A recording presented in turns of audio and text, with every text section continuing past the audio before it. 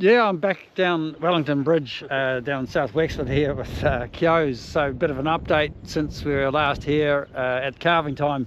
So what is it now, mid-April, and a lot's happened since. So just moved the cows out of a paddock where, you know, we expected the residual to be, they expected the residual to be lower, and left a bit of grass behind, but that's the way things are at the moment. So pre-grazing covers are just getting up that little bit high, up to that sort of 1600 covers, which is getting almost to the point where it's getting a little bit harder to graze out. So so yeah, Kevin, you on today? I suppose I am, yeah. Yeah. So, you know, since we're here calving time, you know, we had a lot of targets for what we wanted to happen with the cows. It's been bloody good because the conditions have been pretty super for grazing through the first rotation, but growth has been low. Yeah, Sure it has. There's been that kind of cold snap in the weather as well, so you know, it hasn't helped from a growth perspective. But sure, look, geez, chalk and cheese compared to the year before, like, exactly. You'd be crazy to complain about it. So exactly, not many people complaining, but I think everybody in the same boat where grass got really tight. So at worst case scenario, the cows are getting 5 kilos in the milking parlour, and they were getting some other feed on top of that as well through silage. They were getting an extra kilo and even upwards of 2 kilos a meal through the diet feeder, depending on if cows were housed full time or if they were out. Like they weren't. There was a large portion of grass in the diet. You know, we were definitely out by day or by night all the time. Like, so, you know, the point of it hitting, you know, you're talking 7 kilos total, was rare. But there was definitely 6 kilos in there when they were that extra kilo meal going through the feeder, just to kind of prop up the, you know, the protein and energy levels. Yeah. 3 kilos a bit excessive at the moment, do you think? The first kilo would have, you know, maybe 10% substitution. The second kilo you're up to close to 50% substitution, and the third kilo you're talking over 80% substitution. So, you know, I mean, the cost of meal, you know, it's a good milk price, and a lot of argument with people about, oh, we're just going to feed the cows, but the cost of feeding the cows isn't the cost of the meal and the milk and everything else. It's exactly this, you know, like if we're looking at a residual where we've just reduced appetite in the cows just that little bit, and next thing you know, we're having to use a mower to control it, or, you know, that's where the cost is, isn't it? And that's, I think the decision making needs to be in that area of if we're hitting really nice covers of 1500, our rotation length is out long enough still. You know, growth isn't sitting at 120, 140 a day, so the nutrient density of the pasture would be not too bad. So I'm just wondering whether another kilo drop would just increase the appetite in those cows a little.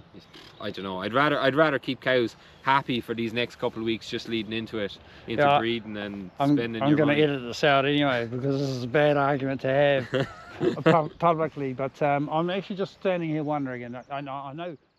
So mating's just around the corner. 1st of May, planned start of mating date. Yeah, with the cows, yeah. Yeah, with the cows. So actually seeders are going into the heifers today, is it? Seeders are in the heifers today, yeah. Yeah. Busy day. So we're doing something a little bit different there, because quite poor results with sex semen the last couple of years on a fixed time AI program. Yeah. So we're going to try something different. I'm going to try your method.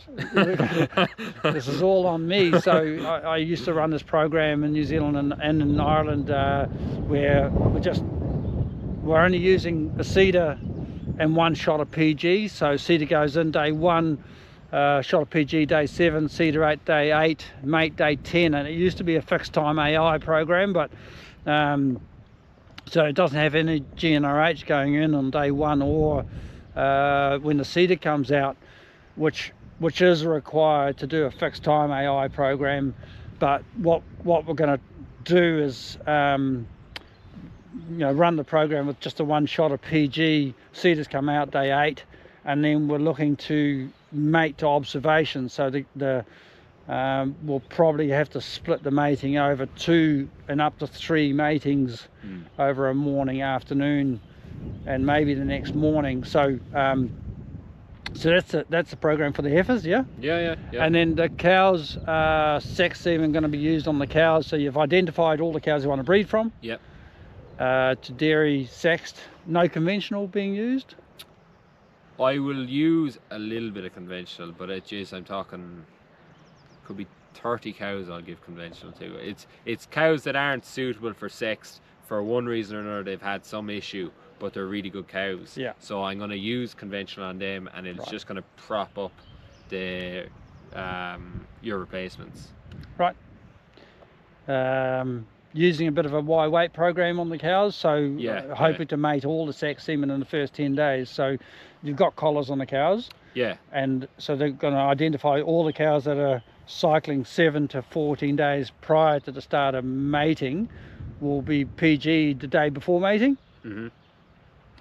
And all the cows that cycle 1 to 6 days before the start of mating will be get a shot of PG on day 6. Yeah. So that should have all our dairy sex straws used by day 8, 9, somewhere around that of mating. Yeah, and it's only the cows that are getting sex that are going in on the Y-Way program. Everything that's getting beef is just getting just they're natural. coming in naturally. Yeah.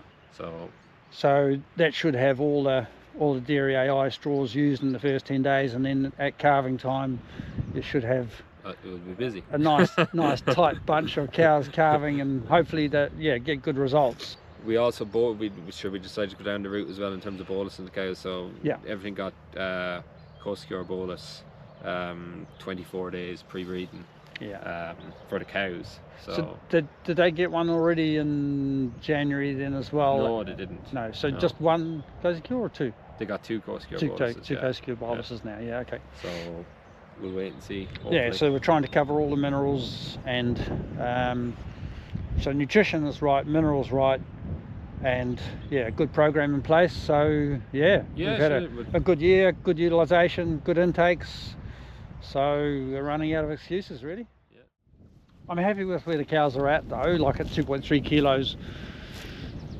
I think they're in a good place. They're milking well, and they're still on an upwards trajectory. Like, look, how quick they go up or how far they go, I'm not sure. Like, the cows are going to tell me in a couple of weeks' time. But as it stands, the way things are, the activity in the cows from a bulling perspective, how they're milking, how they're kind of showing up, the grass they're kind of in, I'd be very happy with what they're doing. Like, yeah, and like I said earlier on, there's no point peaking at 2.4 for a week, and then dropping down to 2 kilos. Like, I think it's more important that we set it at a good level of production, try and hold them there for longer. Yeah, it's trying to hold them as high as possible for as long as possible. I think that's where you're going to get your money, like. Yeah, absolutely.